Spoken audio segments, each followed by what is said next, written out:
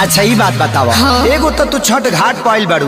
हाँ? अच्छा आ घूघ तान के लगलू नाचे, कोनो छठी माई के गीत याद नहीं खे गावा। अच्छा गावा तनी रवि बाबू आजा।